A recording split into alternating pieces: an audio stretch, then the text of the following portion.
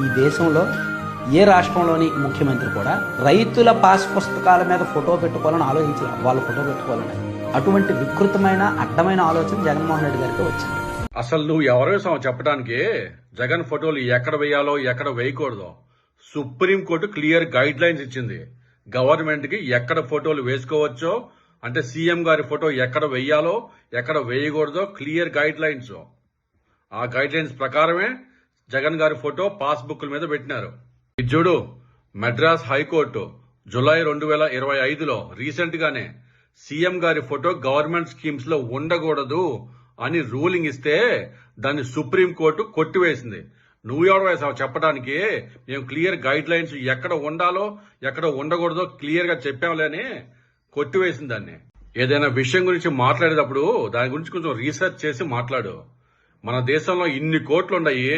జగన్ గారి ఫోటో వల్ల ప్రజల ఆస్తులకి ప్రజల భూములకి భంగం కలిగితే వాళ్ళు దాన్ని తీసివేసే అధికారం కోట్లకు లేదా?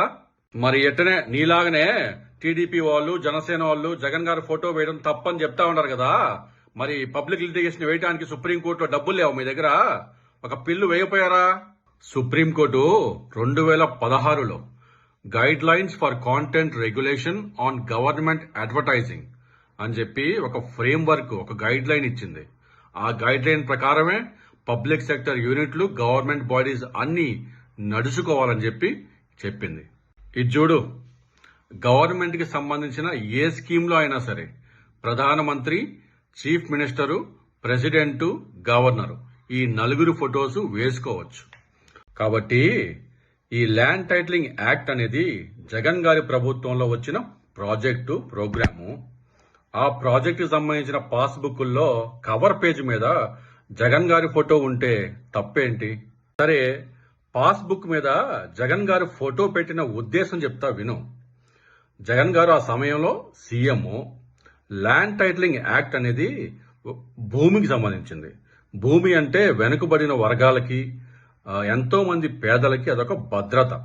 జనరల్ గా భూమి విషయాల్లో చదువు తక్కువ గాని చదువు లేని వాళ్ళ దగ్గర గాని గవర్నమెంట్ అధికారులు వెళ్లి, ఇదిగో పలానా ల్యాండ్ టైటిలింగ్ యాక్ట్ తెచ్చాము కాబట్టి మీ ఒరిజినల్ డాక్యుమెంట్ చూపించండి, మేము దాన్ని వెరిఫై చేసి మీకు సర్టిఫికేట్ ఇస్తామని చెప్తే వాళ్ళకి భయాలుంటాయి, కొన్ని అనుమానాలు ఉంటాయి. ఆ అనుమానాలు భయాలు దూరంగా ఉండాలంటే సీఎం గారి ఫోటో ఉంటే అదొక నమ్మకం, అదొక అభయ హస్తం లాగా.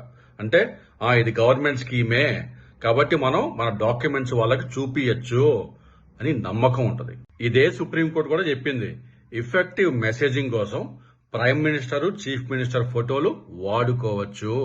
మరి జగన్ గారి ఫోటో పాస్బుక్ మీద వేయటం తప్పైతే చంద్రబాబు నాయుడు గారి ఫోటో రేషన్ కార్డు మీద, మరి పంజాబ్ లో చూడండి స్మార్ట్ రేషన్ కార్డు మీద సీఎం గారి ఫోటో, అట్లానే ప్రధానమంత్రి ఆవాస్ యోజన అంటే పేదలకి ఇల్లు ఇచ్చే స్కీమ్ లో యోగి గారి ఫోటో, ప్రధానమంత్రి గారి ఫోటో, కోవిడ్ సర్టిఫికేట్ మీద సేమ్ థింగ్ ప్రధానమంత్రి గారి ఫోటో, ఇంకా ఎన్నో ఎగ్జాంపుల్స్ ఉన్నాయి.